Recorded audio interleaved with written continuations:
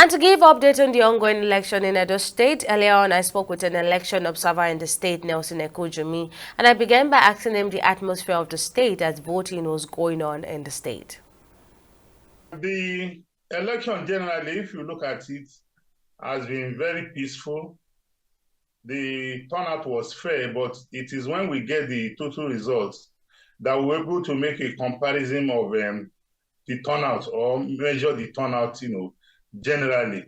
But by and large, across the states, there was a virtually zero or very minimal record of electoral disturbance. Well, earlier today, there were reports indicating that some INEC officials arrived very late at several polling units. What do you think is the cause? And additionally, there were allegations that EFCC arrested some individuals for vote buying. How credible are these claims? Well, the late arrival of INEC personnel in some of the polling units cannot be divorced from the human element. You and I know that INEC does not have control over vehicles that will move their men and materials. They have a relationship with the NURT, the logistics business entities. And whether they are the ones responsible, one will not be able to say. But if you look at the overall assessment of INEC arrival at polling stations and when elections, accreditation and voting started, you know definitely from the general report, INEC has scored almost about 95%. And you and I know if you score 95% in any exam, that is an outstanding A. That so that is for the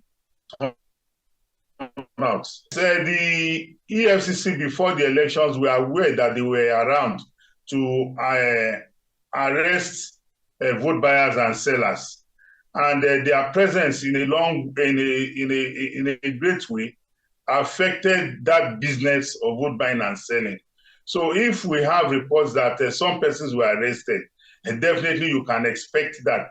But it's a good thing that the security or the anti-corruption agencies are on ground to ensure that that does not happen. And whoever is suspected of doing that will be arrested, and investigation will be conducted, then the law will take its course. Well, lastly, before I let you go now, can you describe the security presence you've observed in the area?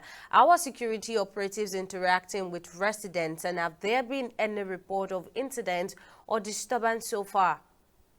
The security architecture deployed for this election is excellent, superb.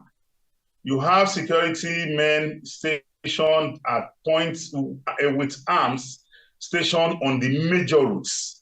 If you don't have any business being on the road, if you don't have a voter's card that you are going to vote, or you are not on essential duty, maybe you are a medical personnel or what have you, you are turned back politely.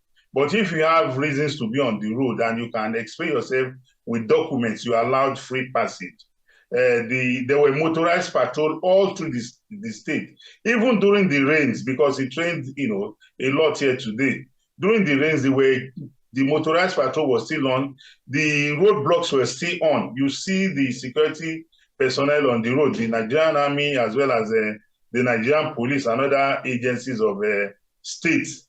Then talking about their relationship with the residents, with the people of Edo State, I can tell you for free, there is nowhere people complain or that one got to know of altercations or fracas with security agencies. Rather, I have a report that there was a particular polling unit where some persons were trying to prevent voters, that when they reported to the security persons on ground, they had to call for security reinforcement. And by the time the security reinforcement will come, those boys are taking flight.